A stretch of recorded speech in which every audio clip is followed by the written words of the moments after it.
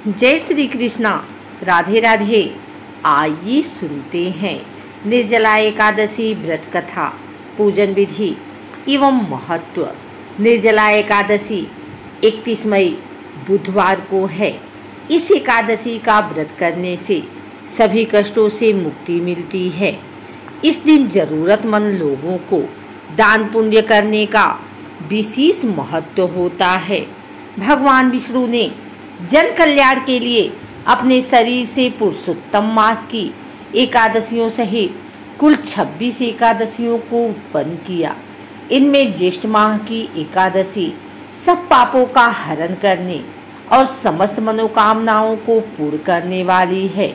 इस एकादशी को निर्जला एकादशी, भीम एकादशी या पांडव एकादशी के नाम से जाना जाता है। इस साल यह एकादशी 31 मई बुधवार को है। इस एकादशी का व्रत करने से सभी कष्टों से मुक्ति मिलती है। इस दिन जरूरतमंद लोगों को दान पुण्य करने का विशेष महत्व होता है। यह व्रत मन को संयम सिखाता है और शरीर को नई ऊर्जा देता है। इस व्रत को लेकर धार्मिक मान्यता यह है कि यदि आप पूरे साल एक भी एकादशी का व्रत नहीं करते हैं और निर्जला एकादशी का व्रत करते हैं तो आपको संपूर्ण एकादशियों का फल स्वतः ही प्राप्त हो जाता है और भगवान विष्णु की कृपा प्राप्त होती है। निर्जला यानी यह व्रत बिना जल ग्रहण किए और उपवास रखकर किया जाता है। इसलिए यह व्रत कठिन तप और साधना की समान महत्व रखता है। इस व्रत के प्रभाव से प्राणी जीवन मरण के बंधन से मुक्त होकर मोक्ष को प्राप्त करता है। निर्जला एकादशी के इस महान व्रत को देवव्रत भी कहा जाता है, क्योंकि सभी देवता, दानव, नाग, यक्ष, गंधर्व, किन्नर, नवग्रह आदि अपनी रक्षा और जगत के पालनहार श्री हरि की कृपा प्राप्त करने के लिए एकादशी का व्रत करते हैं। पौराणिक मान्यता के अनुसार इस एकादशी में ब्रह्म हत्या सहित समस्त पापों का शमन करने की शक्ति होती है। इस दिन मन, कर्म, वचन द्वारा किसी भी प्रकार का पाप कर्म करने से बचने का प्रयास करना चाहिए। साथ ही तामसिक आहार, परनिंदा एवं दूसरों का अपमान से भी दूर रहना चाहिए। भक्ति पूर्वक इस व्रत को करने से व्रती को करोड़ों गायों को दान करने के समान फल प्राप्त होता है। इस एकादशी पर गंगा आदि पवित्र नदियों में स्नान और भगवान विष्णु के पूजन का विशेष महत्व है।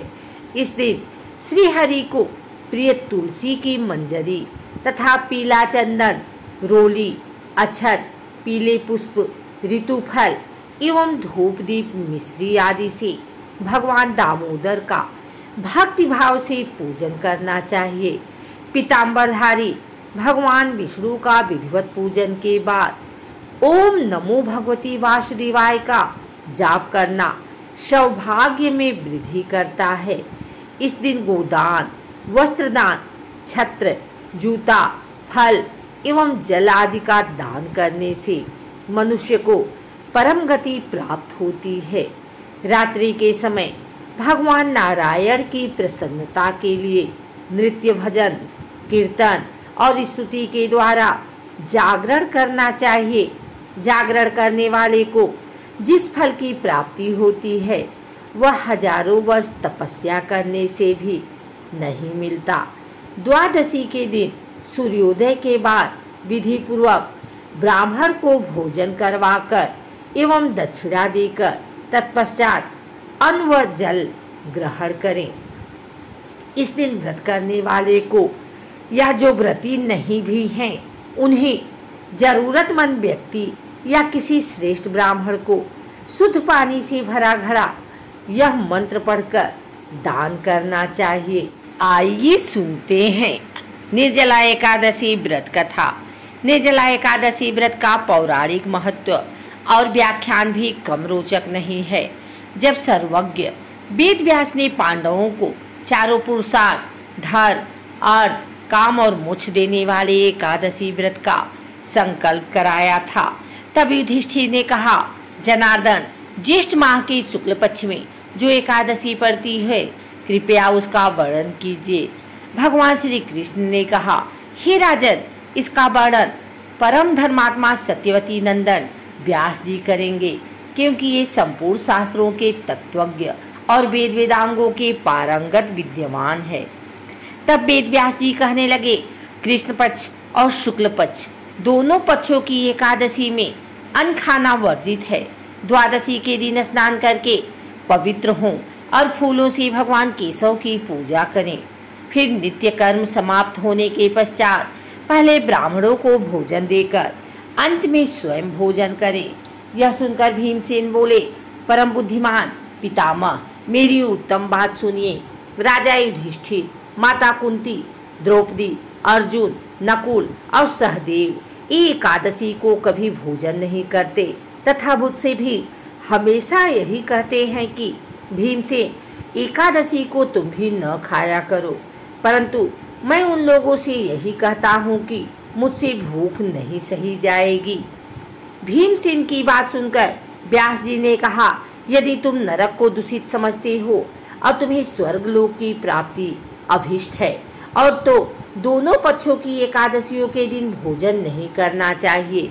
भीमसेन बोले, महाबुद्धिमान पितामह, मैं आपके सामने सच कहता हूँ, मुझसे एक बार भोजन करके भी व्रत नहीं किया जा सकता, तो फिर उपवास करके मैं कैसे रह सकता हूँ। मेरे उदर में वृक नामक अग्नि सदा प्रज्वलित रहती है, अतः जब मैं बहुत अधिक खाता हूँ तभी यह शांत होती है। इसलिए महामुनि, मैं पूरे वर्ष भर में केवल एक ही उपवास कर सकता हूँ, जिससे स्वर्ग की प्राप्ति सुलभ हो तथा जिसके करने से मैं कल्याण का भागी हो सकूं। ऐसा कोई एक व्रत निश्चय करके बताइए, मैं उसका यथोचित रूप से पालन करूंगा। व्यास जी ने कहा, भीम, ज्येष्ठ मास में सूर्य वृष राशि पर हो या मिथुन राशि पर शुक्ल पक्ष में जो एकादशी हो, उसका यत्न पूर्वक निर्जल व्रत करो। केवल कुल्ला या आचमन करने के लिए मुख में जल डाल सकते हो, उसको छोड़कर किसी प्रकार का जल विद्यमान पुरुष मुख में न डाले, अन्यथा व्रत भंग हो जाता है। एकादशी को सूर्योदय से लेकर दूसरे दिन के सूर्योदय तक मनुष्य जल का त्याग करे तो यह व्रत पूर्ण होता है। तदंतर द्वादशी को प्रभात काल में स्नान करके ब्राह्मणों को विधि पूर्वक जल और स्वर्ण का दान करे। इस प्रकार सब कार्य पूरा करके जितेंद्रिय पुरुष ब्राह्मणों के साथ भोजन करे। वर्ष भर में जितनी एकादशियां होती हैं, उन सब का फल निर्जला एकादशी के पालन मात्र से मनुष्य प्राप्त कर लेता है। इसमें तनिक भी कोई संदेह नहीं है। शंख, चक्र और गदा धारण करने वाले भगवान केशव ने मुझसे कहा था कि यदि मानव सबको छोड़कर एकमात्र मेरी शरण में आ जाए और एकादशी को निराहार रहे तो वह सब पापों से छूट जाता है। एकादशी व्रत करने वाले पुरुष के पास विशालकाय विकराल आकृति और काले रंग वाले दंड पासधारी भयंकर यमदूत नहीं जाते। अंतकाल में पीताम्बरधारी सौम्य स्वभाव वाले, हाथ में सुदर्शन धारण करने वाले और मन के समान वेगशाली विष्णुदूत आखिर इस वैष्णव पुरुष को भगवान विष्णु के धाम में ले जाते हैं। अतः निर्जला एकादशी को पूरे यत्न करके उपवास और श्री हरि का पूजन करो। स्त्री हो या पुरुष, यदि उसने मेरु पर्वत के बराबर भी महान पाप किया हो तो वह सब इस एकादशी व्रत के प्रभाव से भस्म हो जाता है। जो मनुष्य उस दिन जल के नियम का पालन करता है वह पुण्य का भागी होता है।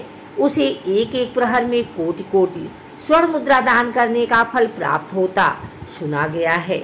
मनुष्य निर्जला एकादशी के दिन स्नान, दान, जप, होम आदि जो कुछ भी करता है वह सब अक्षय होता है। यह भगवान श्री कृष्ण का कथन है। निर्जला एकादशी को विधि पूर्वक उत्तम रीत से उपवास करके मानव वैष्णव पद को प्राप्त कर लेता है। जो मनुष्य एकादशी के दिन अन्न खाता है वह पाप का भोजन करता है। इस लोक में वह चांडाल के समान है और मरने पर दुर्गति को प्राप्त होता है। जो ज्येष्ठ के शुक्ल पक्ष में एकादशी को उपवास करके दान करेंगे वे परम पद को प्राप्त होंगे। जिन्होंने एकादशी को उपवास किया है वे ब्रह्म हत्यारे, शराबी, चोर तथा गुरुद्रोही होने पर भी सब पातकों से मुक्त हो जाते हैं। कुंती नंदन, निर्जला एकादशी के दिन श्रद्धालु स्त्री पुरुषों के लिए जो विशेष दान और कर्तव्य विहित है उन्हें सुनो। उस दिन जल में शयन करने वाले भगवान विष्णु का पूजन और जलमय धेनु का दान करना चाहिए अथवा प्रत्यक्ष धेनु या घृतमय धेनु का दान उचित है। पर्याप्त दक्षिणा और भांति भांति के मिष्ठानों द्वारा यत्नपूर्वक ब्राह्मणों को संतुष्ट करना चाहिए। ऐसा करने से ब्राह्मण अवश्य संतुष्ट होते हैं और उनके संतुष्ट होने पर श्री हरि मोक्ष प्रदान करते हैं। जिन्होंने सम, दम और दान में प्रवृत्त हो श्री हरि की पूजा और रात्रि में जागरण करते हुए इस निर्जला एकादशी का व्रत किया है, उन्होंने अपने साथ ही बीती हुई 100 पीढ़ियों को और आने वाली 100 पीढ़ियों को भगवान वासुदेव के परम धाम में पहुंचा दिया है। निर्जला एकादशी के दिन अन्न, वस्त्र, गौ, जल, सैया, सुंदरासन, कमंडल तथा छाता दान करने चाहिए। जो श्रेष्ठ तथा सुपात्र ब्राह्मण को जूता दान करता है वह सोने के विमान पर बैठकर स्वर्ग लोक में प्रतिष्ठित होता है। जो इस एकादशी की महिमा को भक्तिपूर्वक सुनता अथवा उसका वर्णन करता है वह स्वर्ग लोक में जाता है। चतुर्दशी युक्त अमावस्या को सूर्य ग्रहण के समय श्राद्ध करके मनुष्य जिस फल को प्राप्त करता है वही फल इसके श्रवण से भी प्राप्त होता है। पहले दंत धावन करके यह नियम लेना चाहिए कि मैं भगवान केशव की प्रसन्नता के लिए एकादशी को निराहार रहकर आचमन के सिवा दूसरे जल का भी त्याग करूंगा। द्वादशी को देवेश्वर भगवान विष्णु का पूजन करना चाहिए। गंध, धूप, पुष्प और सुंदर वस्त्र से विधि पूर्वक पूजन करके जल के घड़े के दान का संकल्प करते हुए निम्नांकित मंत्र का उच्चारण करें। संसार सागर से तारने वाले हे देव ऋषिकेश, इस जल के घड़े का दान करने से आप मुझे परम गति को प्राप्त कराइए। भीम से ज्येष्ठ मास में शुक्ल पक्ष की जो शुभ एकादशी होती है उसका निर्जल व्रत करना चाहिए। उस दिन श्रेष्ठ ब्राह्मणों को शक्कर के साथ जल के घड़े दान करने चाहिए। ऐसा करने से मनुष्य भगवान विष्णु के समीप पहुंचकर आनंद का अनुभव करता है। तत्पश्चात द्वादशी को ब्राह्मण भोजन कराने के बाद स्वयं भोजन करे। जो इस प्रकार पूर्ण रूप से पाप नाशनी एकादशी का व्रत करता है वह सब पापों से मुक्त हो आनंदमय पद को प्राप्त होता है। यह सुनकर भीमसेन ने भी इस शुभ एकादशी के व्रत का प्रारंभ किया। तब से यह लोक में पांडव द्वादशी के नाम से विख्यात हुई। जिस शुक्ल पक्ष एकादशी के ही दिन भगवान श्री कृष्ण ने देवी रुक्मिणी का हरण किया था, अतः यह एकादशी रुक्मिणी हरण एकादशी के नाम से भी जानी जाती है।